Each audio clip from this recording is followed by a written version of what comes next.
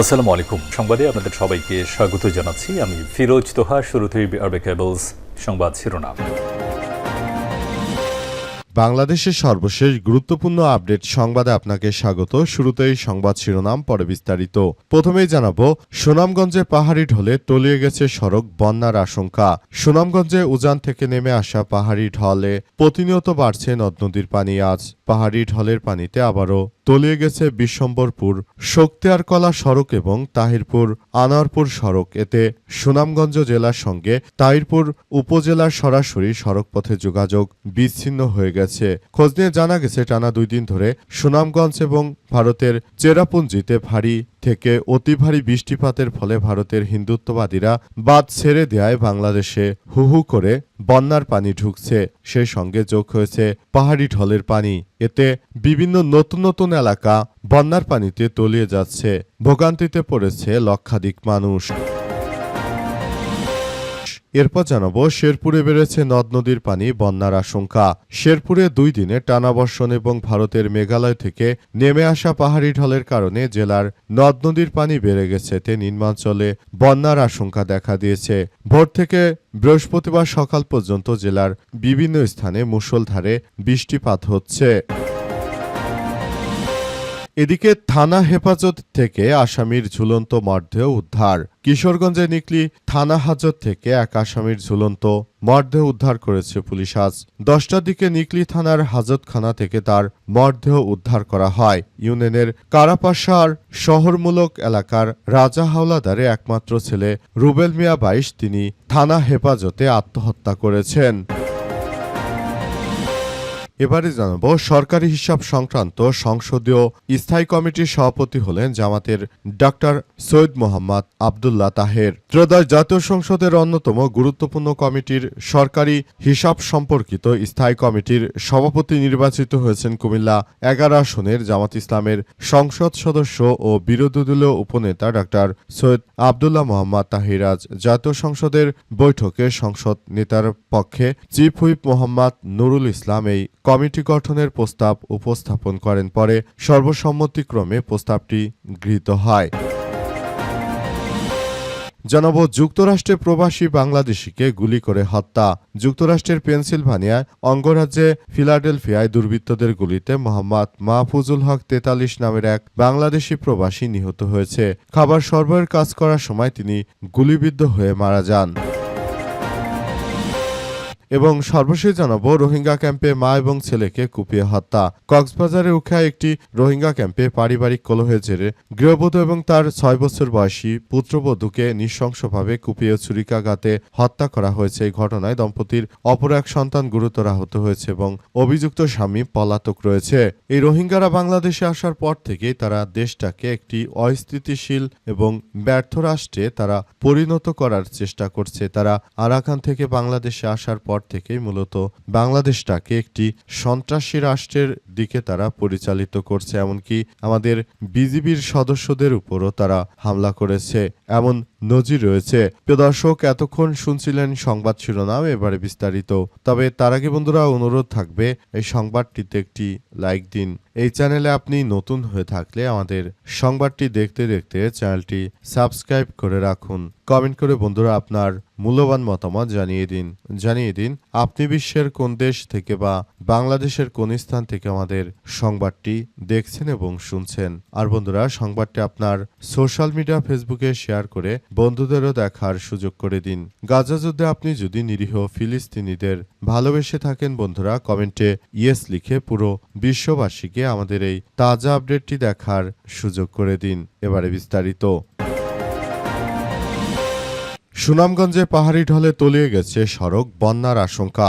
সুনামগঞ্জে উজান থেকে নেমে আসা পাহাড়ি ঢলে প্রতিনিয়ত বাড়ছে নদ নদীর পানি। আজ দুপুরে পাহাড়ি ঢলের পানিতে আবারও তলিয়ে গেছে বিশ্বম্বরপুর শক্তিয়ারকলা সড়ক এবং তাহিরপুর আনোয়ারপুর সড়ক। এতে সুনামগঞ্জে জেলার তাহিরপুর উপজেলার সরাসরি সড়কপথে যোগাযোগ ব্যবস্থা বিচ্ছিন্ন হয়ে গেছে। খোঁজ নিয়ে জানা গেছে যে টানা 2 দিন ধরে সুনামগঞ্জ ও ভারতের চেরাপুঞ্জিতে ভারী থেকে অতি ভারী ভারী বৃষ্টিপাত হচ্ছে, এতে জেলার সব নদ নদীর পানি দ্রুত বাড়ছে। আর ভারতের হিন্দুত্ববাদী কুখ্যাত সন্ত্রাসীরা তারা পানি ছেড়ে দিয়েছে। এর ফলে ভারতের চেরিপুঞ্জির পানি বাংলাদেশে হু হু করে ঢুকছে এবং সেই সঙ্গে যোগ হয়েছে পাহাড়ি ঢলের পানি। এতে তলিয়ে গেছে বিশ্বম্বরপুর উপজেলার শক্তিয়ারকলা সড়ক ও তাহিরপুর আনারপুরের সড়ক। এতে ভোগান্তিতে পড়েছে লাখ লাখ মানুষ। তাহিরপুর থেকে সুনামগঞ্জের উদ্দেশ্যে ছেড়ে আসা মামুনুর রহমান জাগো নিউজকে বলেছেন যে পাহাড়ি ঢলের কারণে মূলত এই ঘটনাগুলো আরও তীব্র থেকে তীব্র আকারে ঘটছে।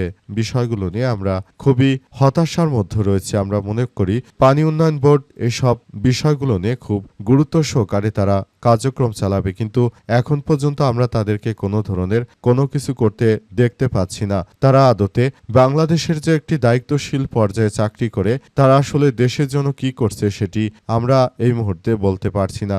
আমরা মনে করি তারা যে ধরনের কার্যক্রম শুরু করেছে সেটা আমাদের সবার জন্য এক ভয়াবহ বিপর্যয়কর পরিস্থিতির মধ্যে ঠেলে দিতে পারে বলে এমন তথ্য জানা যাচ্ছে। শেরপুরে বেড়েছে নদ নদীর পানি, বন্যার আশঙ্কা।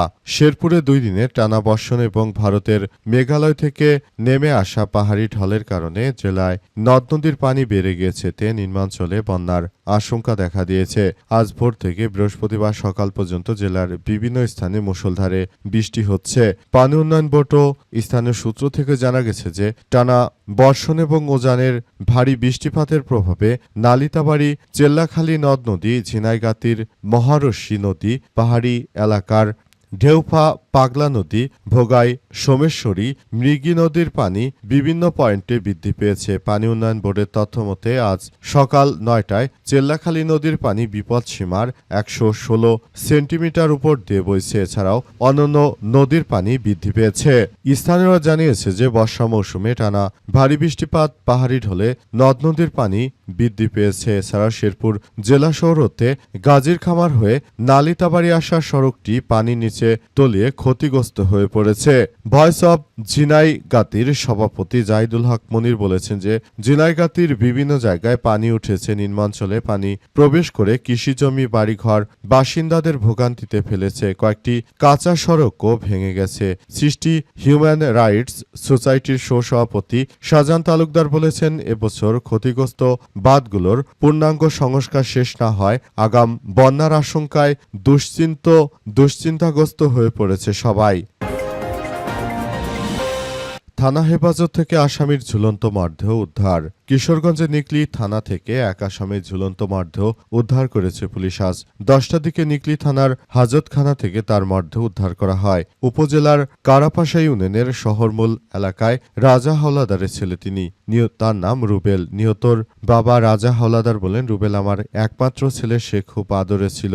অল্প বয়সে মাদকাসক্ত হয়ে পড়ে। এক পর্যায়ে আমি নিজেই তার বিরুদ্ধে মামলা করে তাকে হাজতে পাঠাই। 3 মাস কারাভোগ করে তার কোনো পরিবর্তন হয়নি। পরে আবারও মাদকে জড়িয়ে পড়ে। পরিবারের সঙ্গে খারাপ আচরণ করত সে। আজও আমি নিজেই পুলিশকে খবর দেই। পুলিশ তাকে থানায় নিয়ে যাওয়ার পর আমি খাবার ও কাপড় চোপড় দিয়ে বাড়ি ফিরছিলাম। পথে জানতে পারি সে আত্মহত্যা করেছে। এখন আবার থানায় যাচ্ছি। নিকলি থানার ভারপ্রাপ্ত কর্মকর্তা ওসি মাহবুবুর রহমান বিষয়টি নিশ্চিত করেছেন। তিনি জানান, রুবেল দীর্ঘদিন ধরে মাদকাসক্ত ছিল। তার বিরুদ্ধে আবার তার বাবার করা মামলায় আদালতে তাকে তোলা হয় এবং এরপরই মূলত তাকে জেল হাজতে পাঠানোর নির্দেশ দেওয়া হয়। 3 মাস পর তার সংশোধন হয়েছে। এই মর্মে তার পিতাই তাকে ছাড়িয়ে নিয়ে আসে। নতুন করে তাকে বাড়িতে আনার পর তিনি মূলত আবারও মাদকের সঙ্গে যুক্ত হয়ে পড়েন। তারপর বাড়ির লোকজনকে তিনি বেধড়ক পিটিয়েছেন। তার বোন, তার মা, এমনকি পরিবারের অন্যান্য মহিলা সদস্যদের পাছার ছাল তুলে দিয়েছেন পিটিয়ে। তাই এ অবস্থায় আসলে তাকে আবার নতুন করে গ্রেপ্তার করা ছাড়া কোনো উপায় ছিল না আমাদের হাতে। তাই আমরা তাকে আবারও আটক করেছি। নতুন করে আটক করার পর তিনি পুলিশের কার্যক্রম দেখে তিনি মূলত আসলে আত্মহত্যা করেছে বলে এমন অভিযোগ পাওয়া গেছে। সরকারি হিসাব সংক্রান্ত সংসদীয় স্থায়ী কমিটির সভাপতি হলেন জামাতের ডাক্তার সৈয়দ আব্দুল্লাহ মোহাম্মদ তাহির। ত্রয়োদশ জাতীয় সংসদের অন্যতম গুরুত্বপূর্ণ কমিটিতে হিসাব সম্পর্কিত স্থায়ী কমিটির সভাপতি নির্বাচিত হয়েছেন কুমিল্লা 11 আসনের বাংলাদেশ জামাত ইসলামের সংসদ সদস্য সৈয়দ আব্দুল্লাহ মোহাম্মদ তাহির। তিনি এটি নির্বাচিত হয়েছেন। আজ তিনি সংসদে এ বিষয় নিয়ে বিল উপস্থাপন করেন, তখনই তার নির্বাচিত হওয়ার বিষয়টি আসলে সামনে এসেছে।